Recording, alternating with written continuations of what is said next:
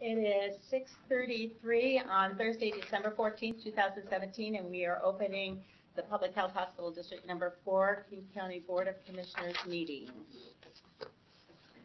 Do I call to order flag salute? Would everybody like to join me in this flag salute? I pledge allegiance to the flag of the United States of America and to the republic for which it stands, one nation, under God, indivisible, with liberty and justice for all. Would the clerk please take the roll? President Norris? Here. Vice President Young? Here. Secretary Spicer? Here. Commissioner Young? Commissioner Herron? Yes. And Commissioner Hall? Here. Do I have approval of the agenda? I move that we approve the agenda as written. Second. Are there any items that wanted to be added to the agenda? I probably should have asked that first. Hearing none, then we will vote. All those in favor of approving the agenda say aye. Aye. Opposed? Great, thank you. Now, Emma, we get to watch you take your oath. And we have Skip Hauser here to do the job for us. Yeah. Who's going to take a picture? Somebody have a camera? Yeah, somebody get a phone out. Commissioner Herron, if you please come forward. Tom's got a camera. Good.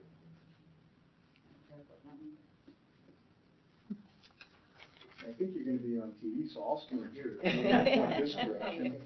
And I first want to let you know that the state of Washington, King County Certificate of Elections, and that the Director of Elections in and for King County, Washington, has certified that an election was held in King County on the 7th day of November, 2017, and Emma R. Herron was elected to the office of Public Hospital District Number 4, Commissioner Position Number 3, as appears in the official records of King County, now on file and record in this office for a 6-year term.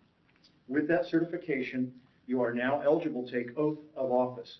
If you please raise your right hand and repeat after me. I, state your name, Emma R. Herron, do solemnly swear do solemnly swear or affirm or affirm that I will support the Constitution of the United States that I will support the Constitution of the United States and the Constitution and laws of the state of Washington and the Constitution and laws of the state of Washington and all local ordinances, and all local ordinances, and that I will faithfully that I will faithfully and impartially and impartially perform and discharge perform and discharge the duties of the office the duties of the office of Public Hospital District Number 4, of Public District Hospital Number 4, Commissioner Position Number 3, Commissioner Position Number 3, according to the law according to the law and to the best of my ability. and to the best of my ability. And with that oath, I subscribe to you as the acknowledging official. Congratulations on your new term. Thank you. I'll have you sign here. We'll sign 2 copies, and I'll give one to you, and we'll provide one to the clerk, who will submit this to the King County elections.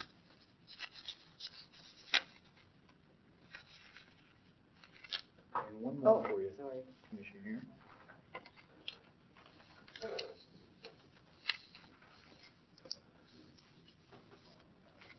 And then I'm going to present you this oath of office and your certificate of election. And again, congratulations. Thank you. Best luck to you. Thank you. You're most welcome. Thank you.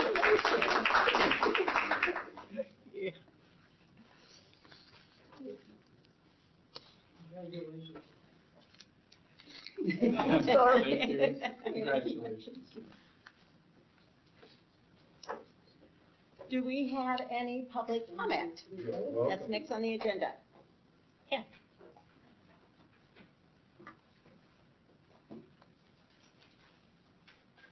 Please limit your comments. That's true for everybody to 3 minutes.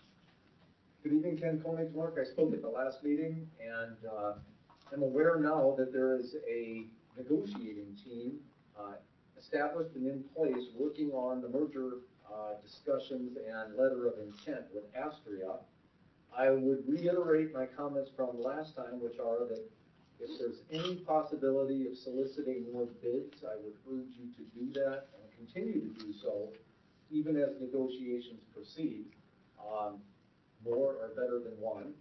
Secondly, on this negotiating team, It may or may not be proper, I don't know, but I'll offer a consideration to maybe add a couple of citizen taxpayer representatives to that team, if that's appropriate to do in the context of negotiations. Either way, my more important priority is to suggest and actually urge strongly that commissioners require a public meeting to discuss all of the details of this proposed merger before it goes forward.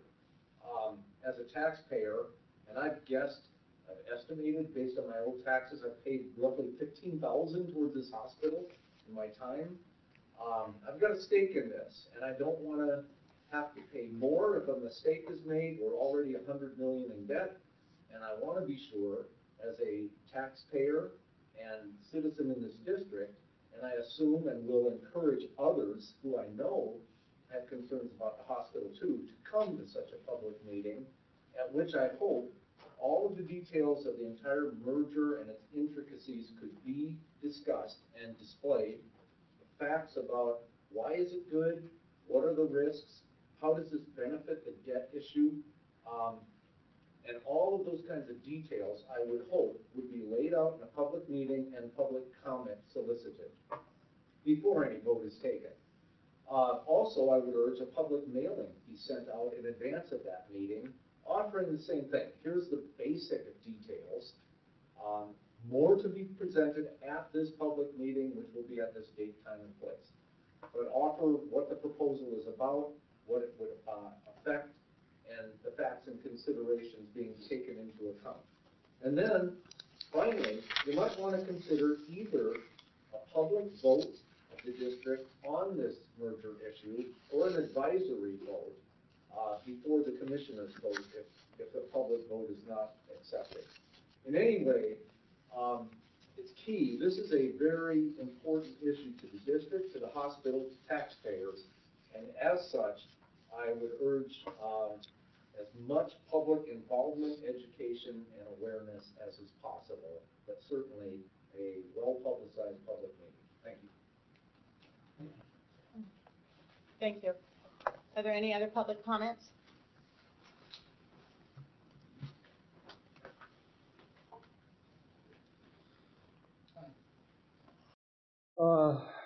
Scott Scowcroft, and for the record, I'm a former executive director of the Hospital Foundation, a former staff member, and a grateful family member of a former patient.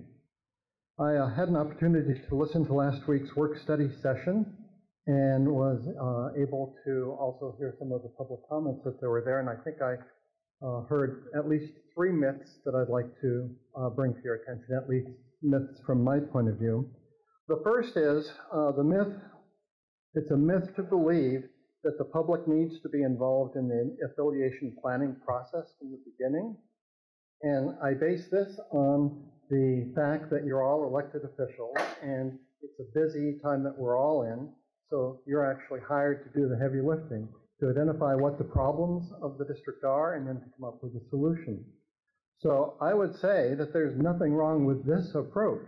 And then once you have something that you feel you've crafted together that can survive the scrutiny of the public, then I would invite you to have the sort of public meeting that this gentleman has been asking for. But to assume that you needed to have a public process all along, I don't think that that's necessarily the only way to go. So you're doing nothing wrong in terms of the way that you're doing it right now.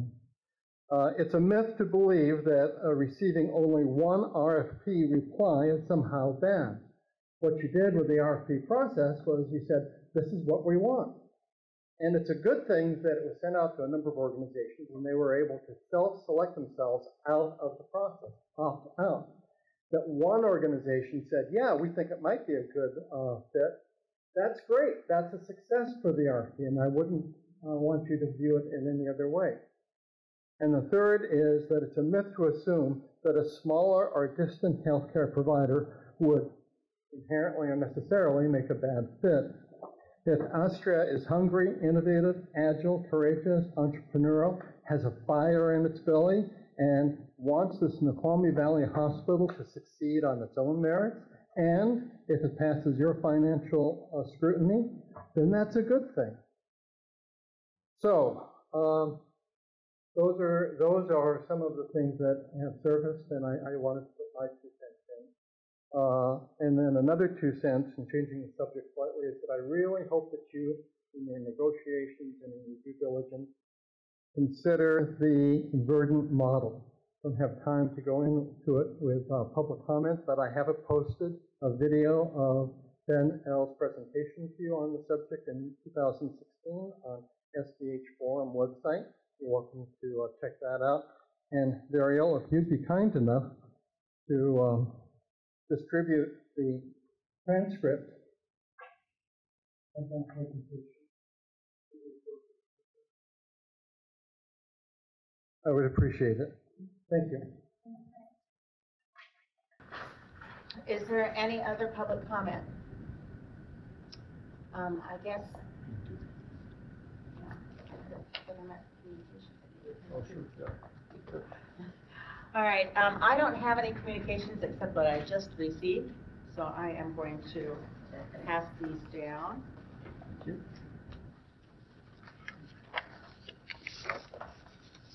I think that, I just. All right, next on the agenda is Superintendent Parker, and I believe he has things to share with us. I do, and unfortunately, it's an item that's not in our packets, and Val has gone to make a copy of them for us. It was in the electronic that was sent out to you, so you may have seen it. I'm going to ask if Skip Hauser could flip places with me on communications, cover his item, and then we'll come back to my report when we all have copies in front of us. Okay. Thank you. Does that work for the board? Yeah. Okay. And I'd be happy to do that.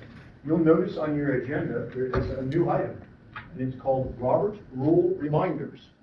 And it's a board education opportunity of which the president and your CEO has offered me 5 minutes to talk about Robert's Rules of Order. So I intend to do that. As you probably know, Robert's Rules of Order is about 400 pages thick. And this is the 11th edition, which is the most current edition we work off of. I've even requested and purchased cheat sheets. This is how to properly conduct a motion and comply and follow through. So we're not going to engage in that. Otherwise, you'd end up with master's degrees or PhD doctorates in Robert's Rules of Order. So I have prepared tonight a presentation that will take 4 minutes and 13 seconds that talks about decorum first. What I'd like you to do, though, each and every board meeting, is to either send President Norris or your CEO, Tom Parker, a request for a topic. Otherwise, we'll come forward with some topics we think that we can do in 4 to 5 minutes to talk about in Robert's Rules of Order. Tonight, I'm going to talk about a very basic one, and that is decorum. Decorum is defined as behavior in keeping with good taste and propriety. It's etiquette. And so here is right out of Robert's Rules of Order, 11th edition, found there on those pages, decorum in debate. And there are 5 bullet points.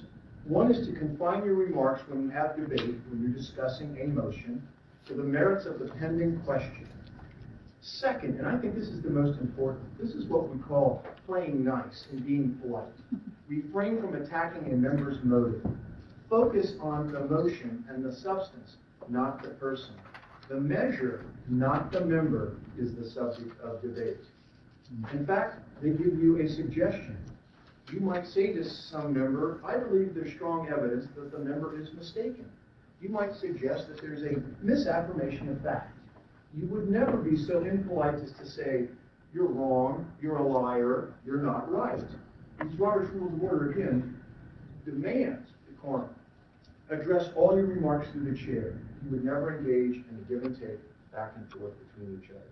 You would avoid using the members' names. You would address each other as commissioners, or you would talk about the previous speaker. You would refrain from speaking adversely on a prior action. So if you have a motion and a matter pending, you don't then adversely talk about prior acts and say, we don't do it that way, or we did it a different way. You're focusing on what's before you. And you would refrain from speaking against one's own motion. So you would not move a motion and then speak against your own motion. That would be improper in the Robert's Rules of Order. And finally, this last bullet on the second page says that you would not read from reports, quotations, etc., only without objection or with permission. So if you have something brief, you would bring that up. But you would not go back in time and say, I'm going to read from our minutes, and then entertain yourself by reading minutes for the last 3 or 4 years. So these are fairly brief approaches that I wanted to get the door open. So Robert's Rules of Order is now going to come forward into your board meetings with about 5 minutes of education. And again, I encourage and request comments or questions about what topics would you want. And one topic that Commissioner Fowler and I have discussed is when can you abstain and how can you abstain?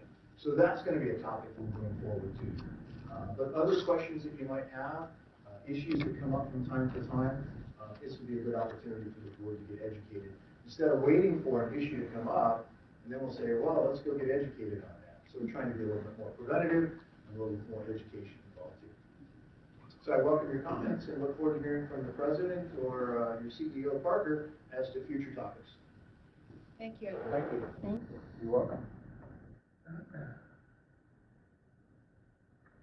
Okay, now do we have a motion?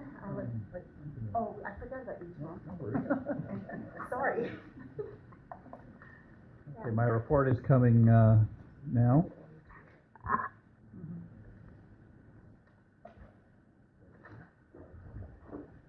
Is this the same report that was in the commissioner packet? It is. Okay, I'll start with affiliation strategy. At the October 26th board meeting, you, the commissioners, voted in favor of proceeding to the next phase of affiliation discussions with Astrea Health. The board approved the formation of an SVH negotiating team comprised of President Norris, Secretary Spikers, myself, and our consultants, Sarah Cave and Steve Hebner. The role of the negotiating team is to work with Astrea Health President Chief Executive Officer John Gallagher and members of his team to draft a letter of intent between the two parties and commence a deeper level of due diligence.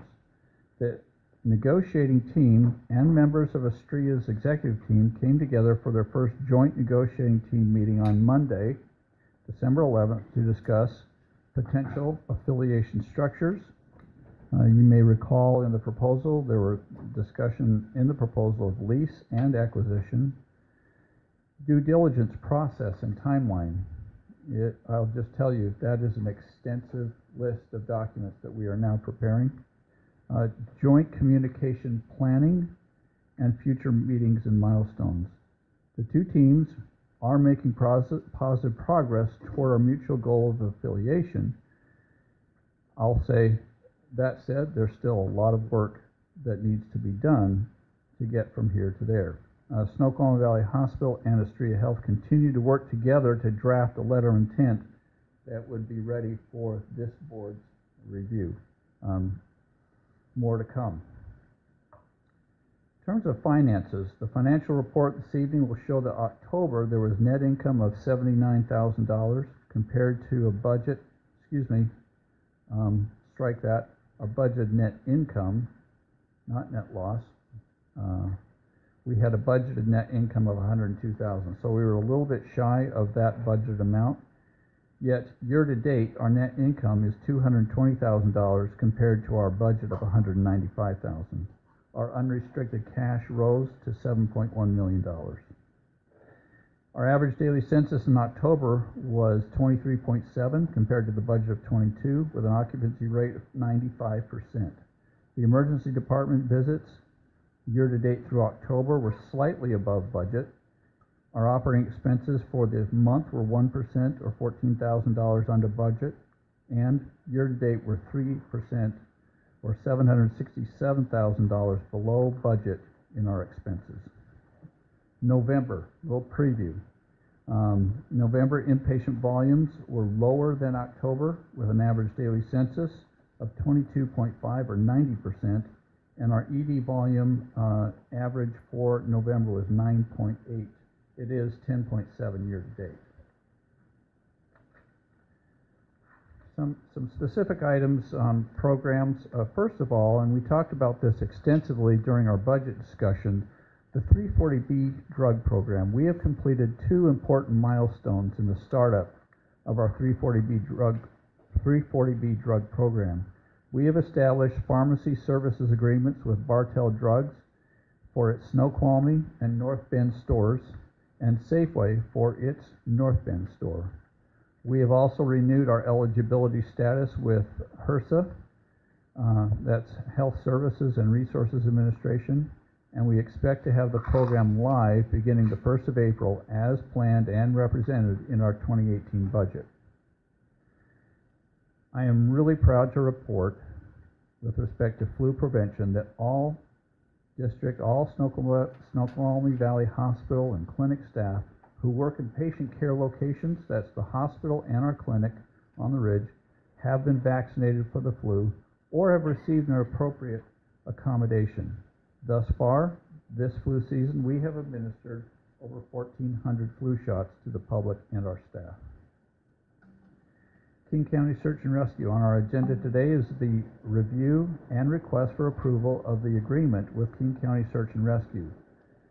Since our last board meeting, management has been working with King County Search and Rescue to revise the agreement in response to the board's request for a 2-year term. And we'll talk in more detail about that when we get to that agenda item. Lastly, we're proud to be part of a coat drive this year. We participated in the coat drive being run by the Girl Scout Troop 43995 and in support of the Giving Tree program. It is an event supported by the Kiwanis, Snoqualmie Valley Food Bank, and the LDS Church. We served as a collection site with a donation box in our lobby. President, that concludes my report. Thank you. Now let's continue. That's okay. Fine. Is asking questions part of presentation? It usually is. Yes. I just have a couple of questions. When you were COO, I guess that was a couple of years ago, you did a study that indicated that about 50% of our inpatients and I think 50% of our outpatients came from outside the district and 50% came from inside the district. Is that about right? Is that being made? The study was specific to swing bed patients. To swing bed, all right? Correct. Is that correct? It was 50%, correct. Are there any other questions? Do any other commissioners have questions for Superintendent Parker? Okay, did you have another one, Commissioner Pollard? I'm just curious as to why the Safeway is connecting with Safeway in North Bend, but not the one across the street. That's because there was a Safeway in Snoqualmie does not have pharmacy services. That was granted to Bartell Drugs. Oh, I didn't know that they didn't have pharmacy services up here. Okay, that's interesting. With respect to the flu shots, I've been getting reminders from other hospitals. It's not too late to get your flu shot. Could you put out another reminder for the public? Because very frankly, you say we have, there's 1,400 flu shots, 300 of those presumably are hospital staff. So, you know, that's only 1,100, and we got 50,000 people in the district. So. Happy to do that. I'll use the Yahoo groups again for that. And I just this week reposted to our website the information about the flu. There's a lot of great information on our website, and it's a link right at the top of our homepage. But the push out with the message, happy to do that. Thank you, Madam Chair. Yeah, I'd like to address too, Commissioner Pollard, that people get their flu shots in different places, sometimes in their doctor's office. There's other facilities besides the hospital. That's a very valid point. Yeah, so we want to kind of, I think, set the example for community in Elton. Get your flu shot, whether it's from your doctor or from the hospital, from the school or wherever, get your flu shot.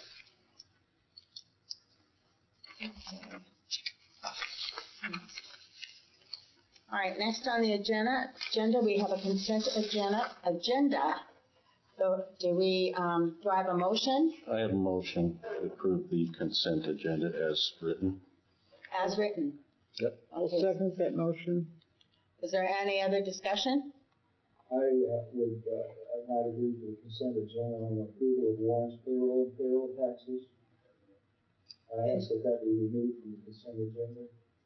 That will be removed. because he has asked that, and do we need a second? Technically, you don't, but we've always asked for a second, and you would move that item to the finance committee. That's what it's always been before. I don't know why it changed. Well, we can put it back there for tonight. Okay, so we have a vote. All those in favor say aye. I take that back. If we have a change, do we approve it with the change, with the removal of the warrants, okay? Provided that the warrants are lawfully removed, I would say yes. Yes. Let's approve it. Okay, all those in favor say aye. Aye. Oppose? Okay. Now we're gonna have committee reports. Finance committee, is first on the agenda. Thank you.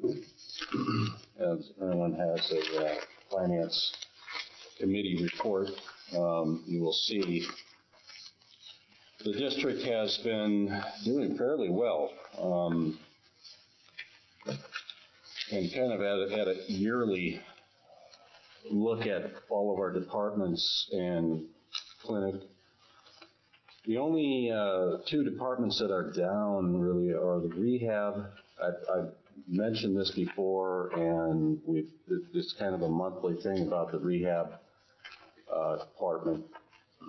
We're having a lot of comments that because the people that come here to use the services for rehabilitation cannot get out of the driveway because of the heavy traffic, they're not inclined to come back after one visit, many of them, especially the elderly that are having a little bit difficulty as it is in driving. So the clinic is down a little bit, but we do have a new provider for the last 4 or 5 months now, and she's slowly ramping up. And I suspect that clinic volume will probably increase next year on a budget basis, I would imagine a little bit. Endoscopy is up, imaging is up, emergency is slightly up. By the way, the emergency budget, this is the first time I think we've met the emergency budget prediction in as many years I've been here. So the average daily census is up a little bit. All in all, not a bad month. The figures do reflect that we are staying on budget. We are ahead of our budget by a little bit. And I guess there's not much complaining to do with respect to that. We've been very, very tight on our dollars this year, and it's reflected in overall bottom line. So I'm very, very much looking forward to that drug program being implemented in April. That will give us additional monies, so that's great. And we did provide for that in our budget. And the biggest reason I think that we are on budget is because the entire staff has now been under a great understanding about when they should order supplies, what supplies they should be using, which supplies should be thrown out, even though we don't use them. I mean, there's just all these little things that keep us on budget. And so I'm really very, very, I can only say so much to our staff to really keep good eye and good hands on that. So not only are they providing the great care, but they are actually showing us that they care about waste and other things that matter to our budget and our bottom line. So let's see here. I did have one item I wanted to. Our accounts receivable. We may not have like the biggest problem as far as cash flow these days, but when you have accounts receivable below 60, it's considered pretty good for a hospital of our payer structure. So, and this last month, we went from 63.5 to 58, and it spiked a little bit the month before, but there was specific reasons I can't even remember about. Large accounts. Yeah, there was a specific couple reasons. So I look at that at the unrestricted cash and making sure that we are within our the parameters of our bonds. So we're well within them. We've got enough cash on day about 80, 90. So if you remember, many people don't remember back when we refinanced some of our LTGO debt and financed our bonds back in 2015. We had 0 days on hand in our cash department. And now we have 90, and we were at one point 120 for a while. And our unrestricted cash has been, for the most part, 7 million or more for the last most of the last 8 months. So those are all good things. It makes things look healthy, and for us, I'm very hopeful that our outpatient procedures continue to grow, and I guess I'll take questions at this time. Commissioner Pollard? At one time, we had actually 2 members of the public on the finance committee, as I recall. And it dropped to 1, and now it has dropped to 0. For personal reasons, that person has stopped coming to meetings. What are the chances of getting another? I'd welcome someone that wants to help out in the process. I have no problem there. I actually send out to a few people for comments, people with CPA backgrounds and finance backgrounds. Have you invited them to become? Yeah, but they have no time or interest in them coming to the meetings, but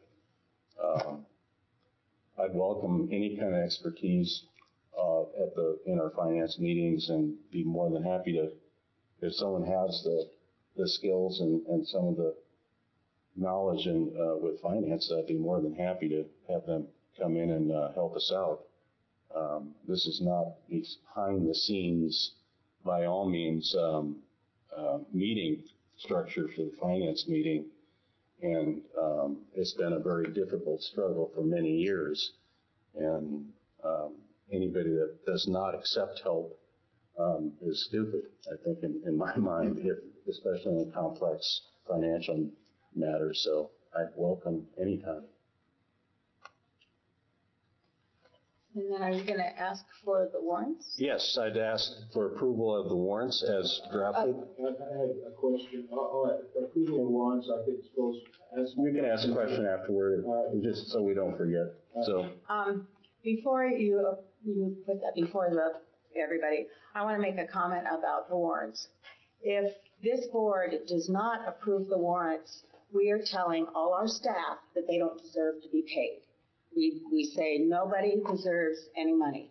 The warrants go to say that we value all our staff, we value the work they do, and without that staff, we are not an entity at all.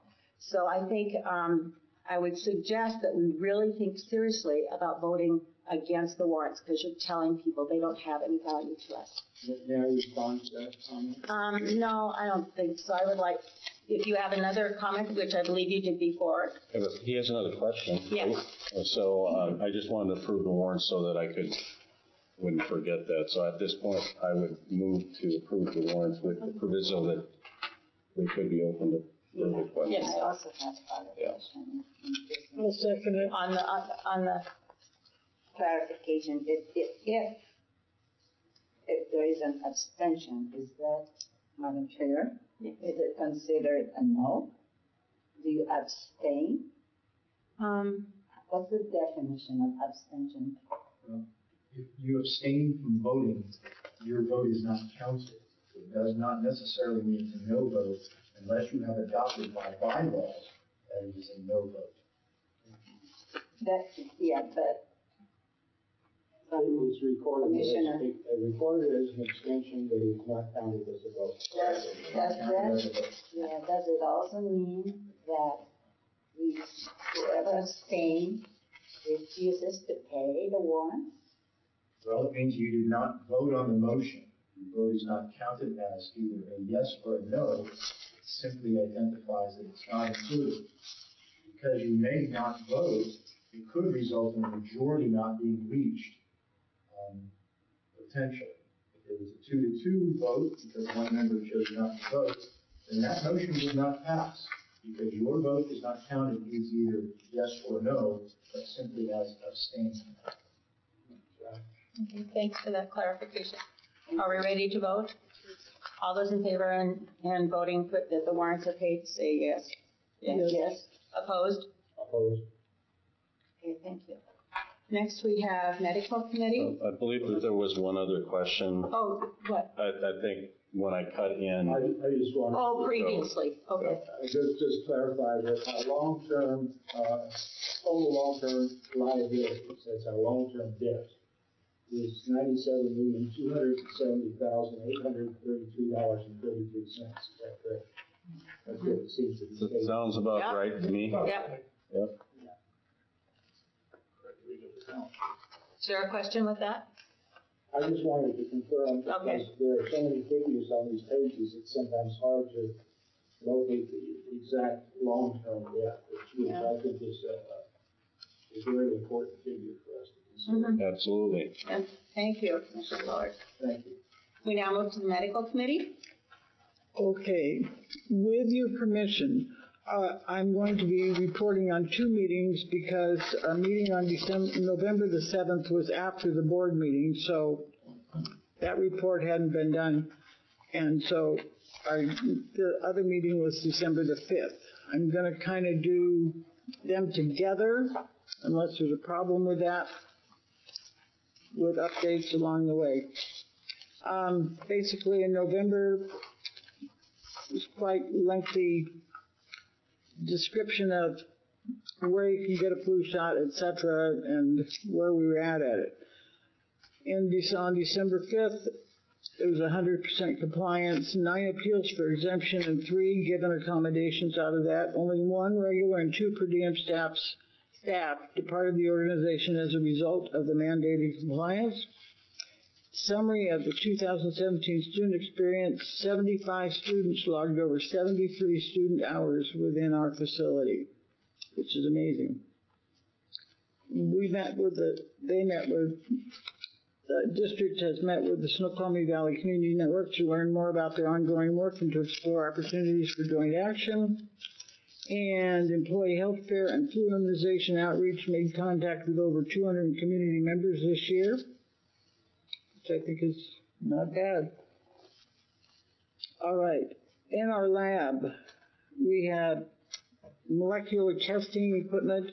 Now that is equipment that allows you to do better testing methods for strep, flu, and it allows in-house testing for C. difficile, which is a major infection process. And if you have to wait, so on the 5th, molecular testing was going in live in 2 weeks, so that ought to be just about there, which is good. But it decreases the turnaround time for everything because we have it in-house. Okay. In November, Regency North Bend concluded professional services on 10/31 amid expressions of appreciation. We'll refocus provider time to allow evening appointments at hospital, clinic, and market our geriatric providers along with willingness to accept new Medicare patients. The evening hours will start later this month. Okay, I'll go over to this one. There are 2 sets of, let me just say, one other thing is our telemedicine program work with Evergreen continues. Remain on target for a late Q1 launch. Washington Rural Health Collaborative Project. Alrighty.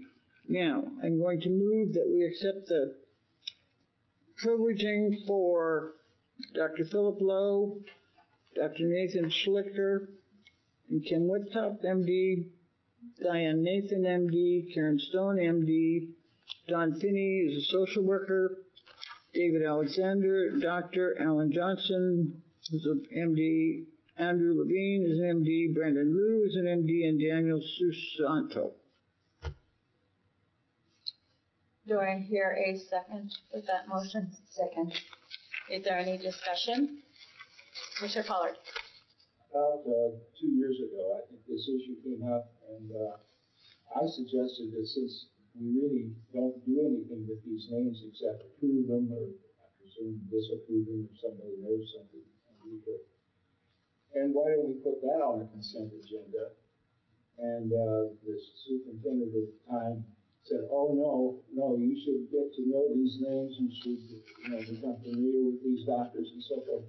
But we don't do that. It's just it's a rubber stamp exercise. So why don't we just put that on the consent agenda? We can, I think, can't we?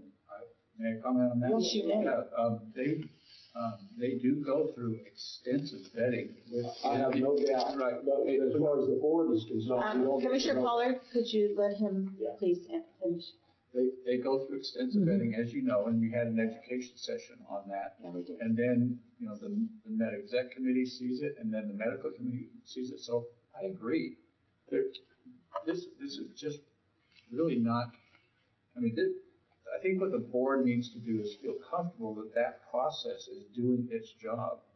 And the approval of each of these under a consent agenda is affirming that you approve the process to make sure that it's done right. So I would not object to that at all. I think that's up to the committee to I think decide. Dr. Whitcup can be the final voice because she knows more about the process and. But it has to come from the committee chairs board. I agree. I think a recommendation from the medical committee on that should come to the next board meeting.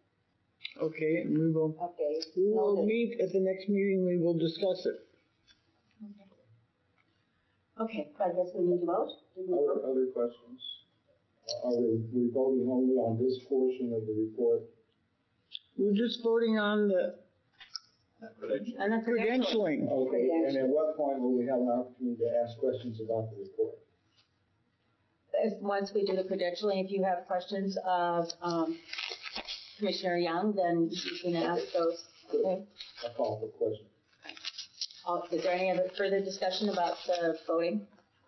Hearing none, we will vote. All those in favor say aye. Aye. Opposed? There's none opposed. Commissioner Pollard, you have a question? I get questions asked about the hospital's program for hospice and palliative care. For what? Hospice and palliative care. And I don't know how to answer that question now. What hospice services or palliative care services do we provide? And is it in the medical handbook? Do we have procedures for it? We don't have when you think about a hospice program or a palliative care program, we don't have those as programs. But we do occasionally have patients on an inpatient unit who are, for example, a patient who is in hospice, who may have had a procedure, they need post-acute services, we provide that to them. So we may have a patient who is in hospice status, and we're working to get them back to wherever they are residents to complete and finish their hospice. But we don't actually provide hospice as a hospice. We may have patients, though, who are in that status. The same goes for palliative care. We can provide palliative care, but we don't promote ourselves or say that we have a program around palliative care, but we are capable of serving patients who are in that status. Can I add one piece? Having been a hospice nurse for a fairly long period of time, hospice patients, you can graduate from hospice. You don't have to die. Well, I think that's well known. Well, I'm just saying that you may have made a decision that you want only palliative care or hospice care. But that doesn't negate getting care. Right. And that's what we're here for. Okay. We also have the Honoring Choices program, I think. I'm sorry, I couldn't hear you. Honoring Choices program, I'm going to ask CEO to. I'm actually going to defer that to a later date. Mm-hmm. And that would be a great work study topic for us to review that program. When you use that, sounds like a euphemism. Is that for end of life decision making and so forth? Very Yes. much involves that, and is a statewide program that we're involved in. I'd like to point out we're swaying from the agenda, so we'd like to stay on the minutes that have been presented, if we could, please. I have another question. Unless one of the other commissioners has a question. Go ahead, Commissioner Pollard. The other thing I'm asked about is, we don't have a surgical unit in this hospital, but do we have any provision for non-surgical pregnancy termination, such as the after morning pill? Point of order, I don't think that's part of the agenda. It wasn't mentioned in the meetings. That's a totally Okay, different. I can bring it up under other then, if that's your preference. Okay. Well, if it's not under other, on the agenda, it couldn't be, it would need to be brought up in A future meeting. That's, I wasn't sure. We didn't vote, we didn't have anything under The other. president asked, was there anything else to be added to the agenda? Perhaps if I were to phrase it this way, has there ever been any discussion about non-surgical pregnancy terminations in your board? Or was there any discussion about non-surgical pregnancy terminations in your meeting? Commissioner Pollard, that is still not relevant to the minutes of the committee. That's not addressed. There's nothing in the minutes that indicate that that's relevant. So we need to move on. Am I correct? Yeah, I think the Council? president has the discretion and the ability to identify whether or not it's on point. And the point of order is that it is not relevant to the committee's report. They didn't address it. Understanding, Commissioner Paul, it's a question, you're just verifying there was no discussion in the committee's report. Well, that's one way to look at it, yes. Pardon, I missed that.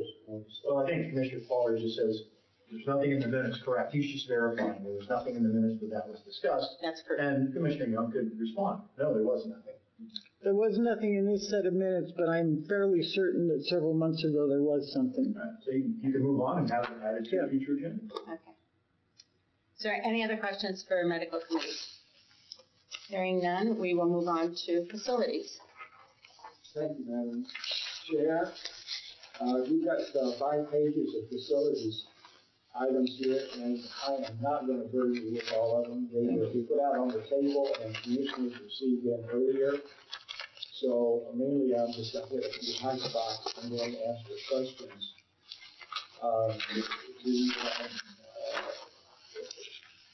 We are preparing for winter. Snow retention system seems to be working. We got a contract for snow removal. No big problem is foreseen.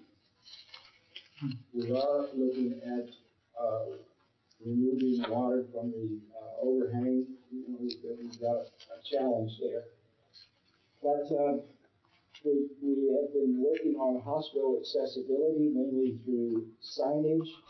And the superintendent has ordered a package of signs that should help people get around the hospital. We're going to add a new bike rack near the front of the building.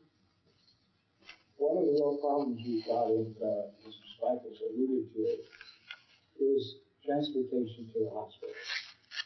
Ingress, egress from the hospital. And it's discouraging some people from coming to the hospital or coming a second time. So Mr. Parker has been working with the city on how we can address that problem. And Mr. Parker, you can interrupt at any time and add something if you wish. Thank you, Commissioner Pollard. I have had what I felt was a productive meeting with the city on a number of different measures that could improve the traffic situation, or at least control of it. And they are now working up some costs related to that, to those different ideas, which include, go back to talking again about grooves, rumble strips, to slow traffic down. One of the real problems at that point is that you get differential speeds in the two lanes coming down the parkway. And that switches back and forth depending upon the time of day. And we also talked about increased enforcement of the 30-mile-an-hour speed limit, and then potentially not a full cost control light for that intersection, but something that would be done on a minimal basis. There was actually debate within the folks of the city about whether or not that was possible, but they're working up some ideas about a control light at that intersection. There also is some work that will be done here in the next year to provide 2 lanes of traffic to go onto westbound I-90 from the parkway, and that will hopefully clear some of that traffic out. So there are a number of things that are being worked on, but I'll say that there's really no quick fix, and the challenge of a lot of people trying to get to and from through the I-90 Highway 18 interchange is going to be with us for some time. And I will say I'm really pleased, though, that there has been some movement on reevaluating what the solution is for that and embracing the concept of the diverging diamond interchange rather than all the costs related to flyovers, and then being able to reallocate some of those funds to expanding the capacity of Highway 18 so that it's 4 lanes up over the summit there. I think is a great reallocation of funds, but that again is a longer term solution. We're talking 2021. Correct. Yeah, it's a real challenge. Okay, continuing. I have a question. Yes. Other conditions, it says recent traffic study conducted by the city shows that the conditions are not yet such that the solution would necessarily include participation from the hospital for funding. If next year's study also shows the same, then there would be no further such application of the hospital. Can you explain what that's all about? I can. It's related to the agreement for the use of this parcel under the Ridge Development Plan, so that the party who, and that's us, who purchased this property is obligated for a 3-year period to participate in a traffic mitigation as needed and verified by a traffic study. So that requirement is assessed each year for 3 years. So they just finished their year 2 traffic evaluation, and the conclusion of that was that a traffic light or roundabout is not required per the traffic counts that they were getting. And Do you have a copy of that report? I do not. I could ask the city for a copy of that report. I would like a copy of that report. Very good. I'll make a note of that. The obligation for the hospital continues for 1 more year, and if next year that traffic study does not trigger the need, according to the agreement, for the kind of traffic counts that require some kind of solution to the intersection, then we are free from that obligation from thenceforth. What about the application on the city? No, it would fall to the city and to any other new occupants of properties adjacent to that parkway interchange. So the 2 parcels to the east of us would be subject to that. Okay. We'll talk more about this. Sure. Thank you, Commissioner Pollard. Continuing on my report, okay? And that is after our committee meeting in November, we went out and did a field trip around the front entrance.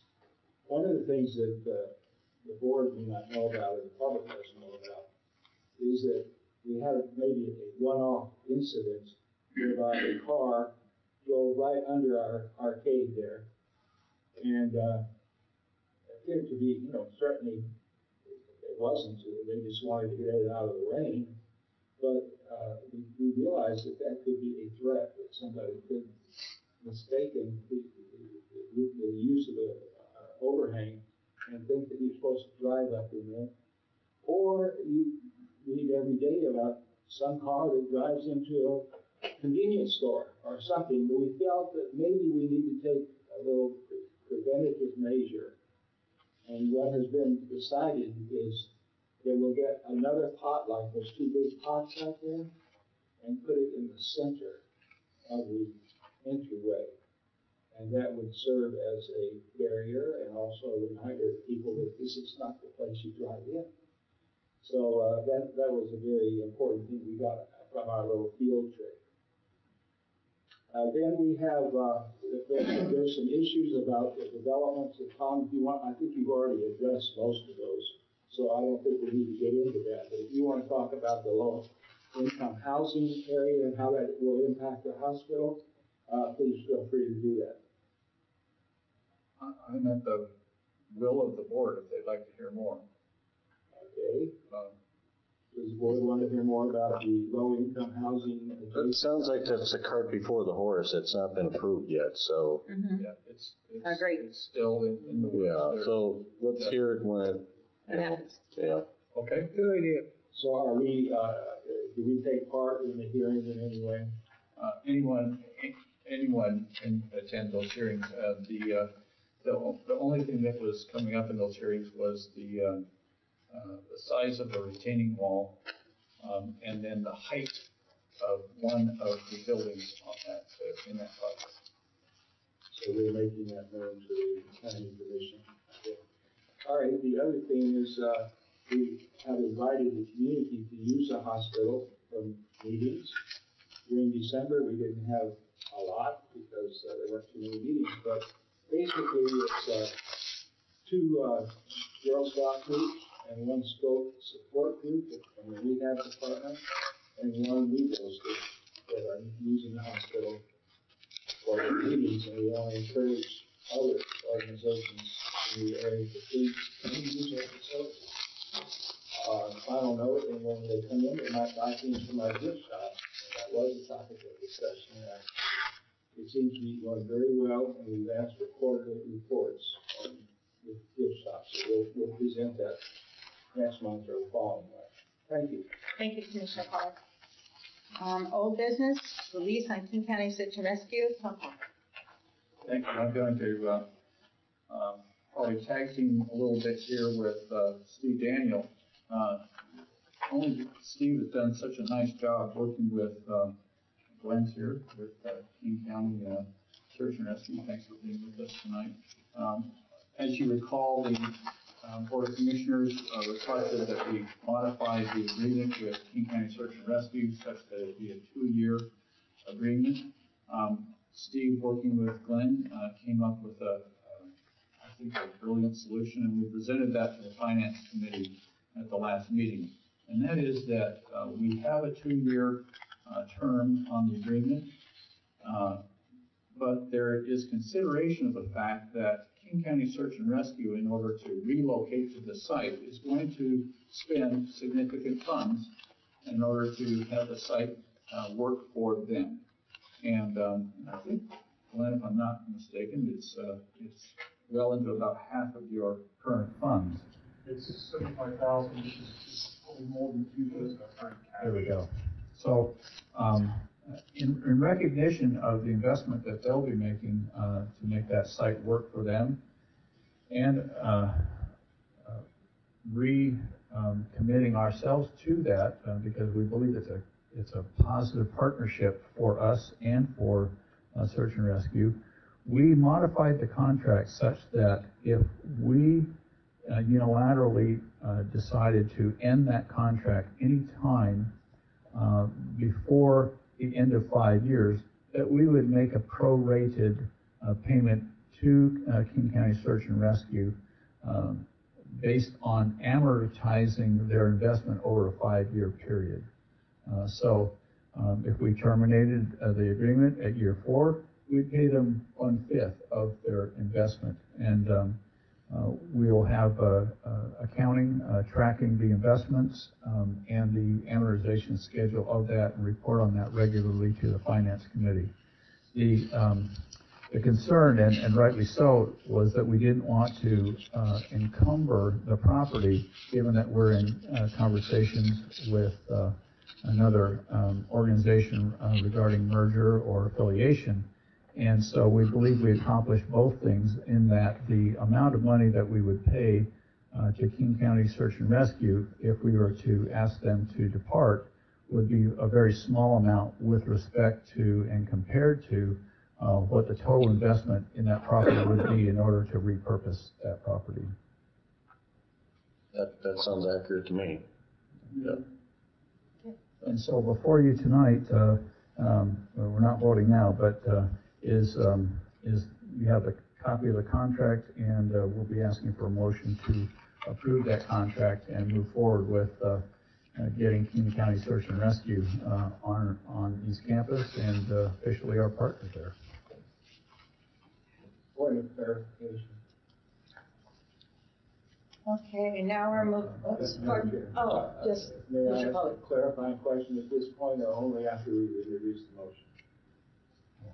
No, you can ask it now. Okay, I guess one question would be, I presume that we benefit from any improvements they make and they would stay there. That is, any improvements to the property. That is correct. If they were to leave, though, of course, they would take all movable items, but yes. For example, they'll want to do some grading of the property and remove some of the overgrowth. And of course, we get the benefit of that. Yeah, that's definitely a benefit. But that leads to the other part of my question, which is, are they obliged to restore the property to the original condition that they found it, or how does that work? That is not specified in the contract because the plan for the use of that property only enhances the property. Thank you. By enhancing, you'd be a little more specific so that we understand what the enhancement is. Certainly. Well, I alluded to it, but it's regrading, smoothing things out, and providing improved access by taking out some of the overgrowth of that. Is that going to affect our water surface tax? It will not. We've already completed all of that work. That's a great crazy. question. And we did do a design. You may think about it later, so I'll tell you now. We did do a design to allow continued access to the cell phone company to their tower, and so we've accommodated that. Okay. All right. Good. Thank you. Next on the agenda is new business, and that's presentation of the investment of the district revenue bond reserve funds by Peter Becker. So, you're up now. Welcome, Peter. Thank you. Thank you for having me back, ladies and gentlemen of the board. So here tonight to give a brief presentation. It will look pretty similar in the interest of consistency to the one that presented to the Finance Committee, and then open it up for questions. To start out, a little bit of a background about our firm. We are located in Seattle, Washington, Time Value Investments. We work with over 150 public entities in the state of Washington alone. Oh yeah, we should, I think there's a packet of, 150 public entities in the state of Washington alone, over 300 total. Some notable nearby include the city of Snoqualmie, city of North Bend, other hospitals including Kittitas Valley Healthcare and Clallam County Public Hospital District number 2 over in Los Angeles, to name a few. Not only do we work with public entities, we are also regularly invited to teach on the topic. And we've been speakers in some way, shape, or form at the last 7 Washington Finance Officers Association conferences, 5 of the last 6 Washington Public Treasurers Association conferences, the last 4 California Municipal Treasurers Association conferences and various other California Society of Municipal Finance Officers meetings. So we do a lot of speaking on this topic. What I'm here today to discuss is the hospital's reserves, and currently, and these numbers might be slightly outdated as of June of 17. I think Tommy mentioned that might be up to 7.1 now for the unrestricted, but the U.S. Bank reserves are 3.6 as well, and that's the primary area of focus. What public entities in Washington are allowed to invest in, pretty limited menu, and we won't go over every item on this list, but RCW 3959040 specifically lays out what public entities are allowed to invest in. And the number we want to focus on is paragraph 5, Federal Home Loan Bank notes and bonds, Federal Land Bank bonds, Federal National Mortgage Association, that's Fannie Mae, notes, debentures, and guaranteed certificates of participation, or the obligations of any other government-sponsored corporation whose obligations are or may become eligible as collateral for advances to member banks as determined by the Board of Governors of the Federal Reserve System. So the way to summarize that whole paragraph is government agency bonds. Those are Fannie Mae, like it mentions, Federal Home Loan Bank, Freddie Mac, Federal Farm Credit Bank. Those are some of the common ones. And those are really the most common investment vehicle for public entities in the state of Washington. So we would recommend, one other one, before we get to that, a historical comparison between investing and leaving funds in cash. So over the last few years, we've got an approximate table of the interest rates that investors earn leaving funds in cash accounts on average, and a bond portfolio with a 3-year average maturity, which is a fairly common average maturity for a public funds portfolio. Cash accounts in 2014, you can see essentially 0. 1 basis point is the yield, 0.01%. Bonds had about an average of 0.88 for a difference of 0.87, or per $1 million, 8,700.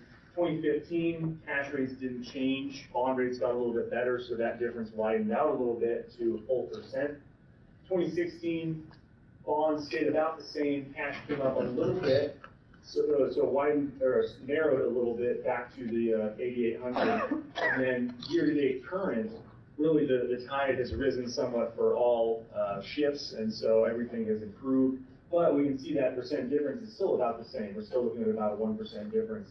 And that is a trend that we would expect to continue over time.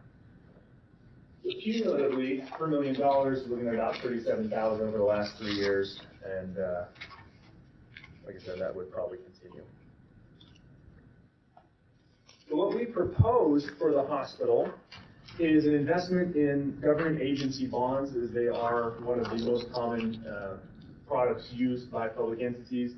They're very, very safe, but also slightly higher yielding than Treasury bonds. And this is a similar ladder, actually, I believe it's the same ladder that we discussed at the last meeting, laddering it in such a way that there are maturities happening approximately annually, taking that $3.6 million, splitting it up roughly equally. The bottom right side of that table, under the YTM column, the average on the portfolio would be 1.763% for a 5-year maximum maturity with about a 3-year average maturity portfolio. And the annual interest earnings that we could expect on $3.6 million invested in this portfolio would generate about $64,680 per year for the hospital. These numbers actually, I think, over the last month or two have probably even improved somewhat. Currently, I think we established a money market fund where the funds are now. The slide says about 0.25%. I think we established it's actually slightly lower than that. But still, if we're going off of that number, it's currently earning under $10,000 per year. So we're looking at a net increase of over $50,000 per year to the hospital. This last slide, just I'll briefly go over how a security is purchased, because for these bonds, the best practices way for public entities like hospitals to invest is to utilize a third-party trustee, which the hospital already has established through U.S. Bank. And it's U.S. Bank, right? Yeah. So U.S. Bank would act as the trustee for these funds. And in this scenario, the process is called delivery versus payment. The hospital is the public entity. The securities are sent to the safekeeping bank and held there in the full custody and control of the hospital. That's a best practices process that will be utilized by the hospital. That is really all I wanted to cover as far as presentation, and then I'll open it up to any questions that the board may have.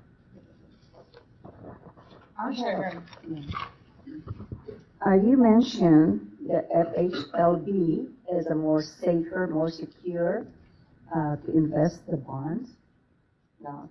And is it a guaranteed rate of return? Is it, or is it flexible?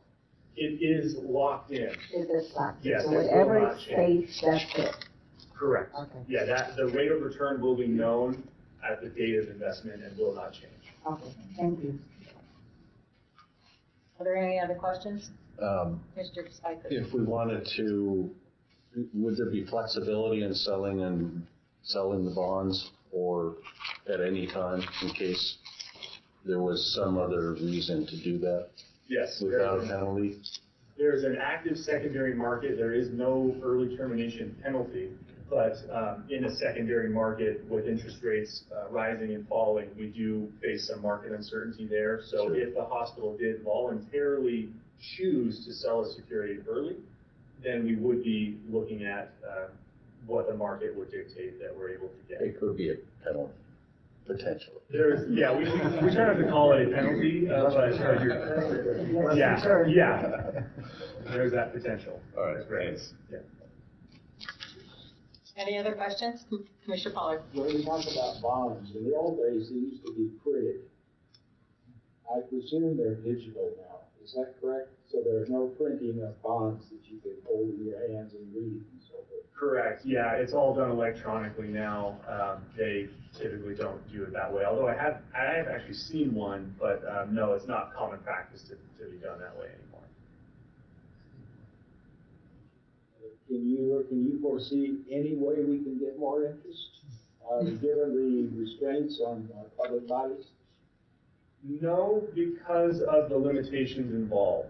If we were talking about an individual with a lot more flexibility, then there's a lot of options, but the state is very limiting on what public entities can do, so really we have to go off of this limited menu. So there's really, other than what's listed, there's really no other option. Is it true, continuing, if I know you, Madam Chair? Yes, you may, Commissioner Pollard. As I understand it, I know nothing about finances, let's face it. I just check my checkbook. But anyway, that when the stock market is really going strong, then the bond interest rate drops, and vice versa. That is, the bond interest rate rises when the stock market is doing poorly, or how does that work? Close, very close. So typically, interest rates and stock prices tend to correlate together.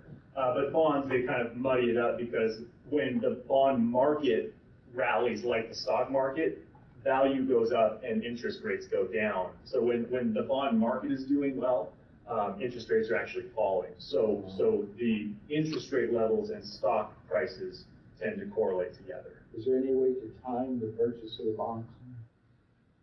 You can roll some dice, I guess. No. Okay, thank you. No, there's really, it's hard to guess what's going to happen economically. So we try not to get folks in positions to be guessing where rates are going to go, but that's ultimately at the investor's discretion. Thank you. Any other commissioners have any questions? And we will move on. Thank you very much.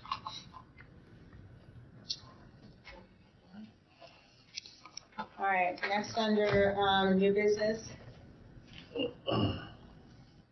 we have approval of regular meetings. Resolution 5381217. And we also have approval of resolution 5391217 that has to do with the legal holidays. So do you want to take some time, look at those and see if we have any questions or if we want to move those forward? Have any discussion? I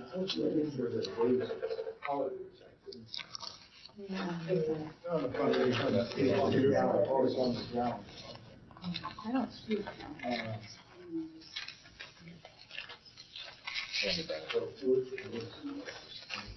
In the resolution on page 2, resolution 5381217. That includes the regular meeting dates.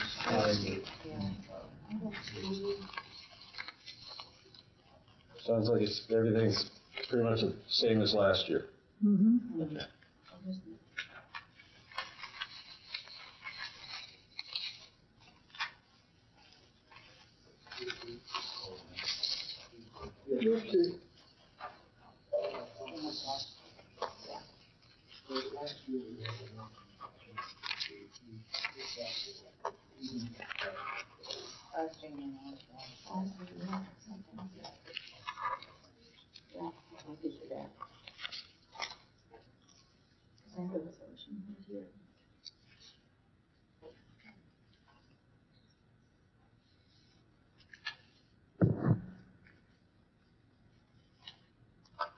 Do we have any discussion?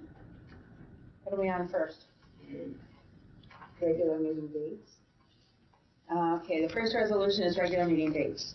I'll make a motion to approve as written. We're not there. We're not approving, we're not actually, we're just under business. Yes, to see if we got any discussion. Trying to get through this. Yeah. I think we already had discussion with our investment. Now, resolution 5381217 is the regular meeting date. Is there any questions, any? I think it's great. Okay. Do we, in setting the meeting dates, do we also set the time of the meeting, or is that a separate? That's by our bylaws.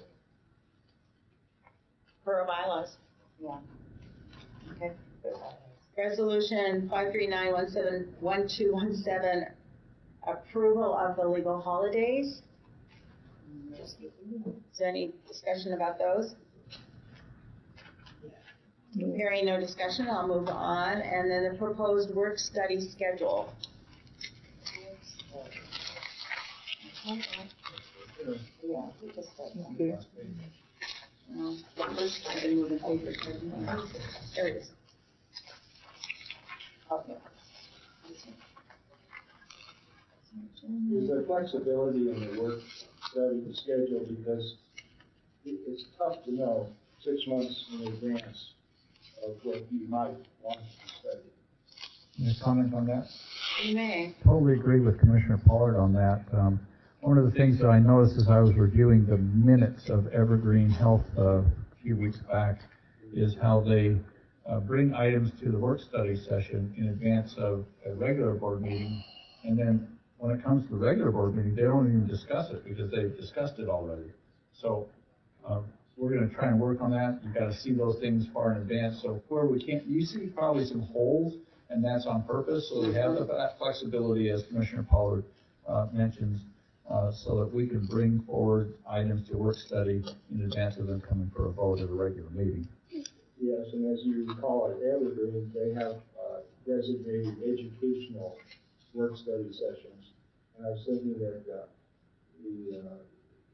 Skip introduced earlier about training on parliamentary procedure, Robert's Rules of Order, and so forth, would fit beautifully into a work study session. And maybe be more appropriate for the regular meeting. Thank you, Commissioner Pollard. Not hearing any other discussion. Is there any other discussion about these resolutions? Then we will move to public comment.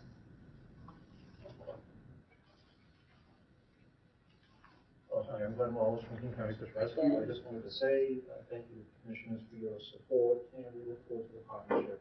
And, we provide medical care to people in King County, and so we greatly appreciate the support.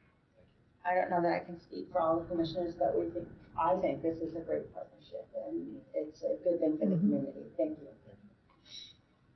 Is there any other public comment? Hearing none, we're going to move to action. If I could, point of order. Yes, sir. There is new business action, and what we neglected to do was to identify and carve out old business action, because you have been briefed this evening by your superintendent, Mr. Parker, on the lease with King County Search and Rescue, and so you would need to take action on that, but it's not new action, it's old action. And the action to be taken was just a motion that would approve those revisions that the board had asked staff to make. So that has not yet been motioned and approved by this body, even though your staff have followed your directions. You should take action saying, you followed our direction, and we now move to adopt this lease. We call it a contract from time to time, but it's actually a lease that you're entering into. Yes, So an appropriate motion would be to approve the King County Search and Rescue lease as modified by staff. I make that motion to approve the King County Search and Rescue lease as modified at this time. Second. Is there any discussion? I don't think so. All those in favor say aye. Aye. Opposed? No. Okay, everybody is unanimous. Okay, then we now have public comment. Oh, we did that. Okay. New business. All right, now we have resolutions that I believe are up for a vote. Is that correct? Yes. Can we do these all as a Consent? I'll second that. Yeah. I'm I'm all for efficiency and effectiveness. You can't put these back into the consent agenda, it was already approved. You could make one motion that would approve all three resolutions. Well, I make that motion at this time. I'll second Move it. to approve all three resolutions. I think you have to name them all, don't you? Resolution 537-1217, Resolution 538-127, and Resolution 539-1217, as well as the proposed work study schedule for 2018. Okay, a second. Is there any further discussion? Hearing none, we will vote. All those in favor say aye. Aye. It's unanimous. Okay. I don't know that we have any other. Do we have any other? All right, hearing none, our next scheduled meeting, our next regular meeting will be January 11th, 2018. That sounds so weird. 6:30 North-South Conference Room. Our work study session will be January 24th, 2018 at 6 p.m. North-South Conference Room. And it is 7:56. Awesome job, everybody. Awesome. I adjourn. Thank you.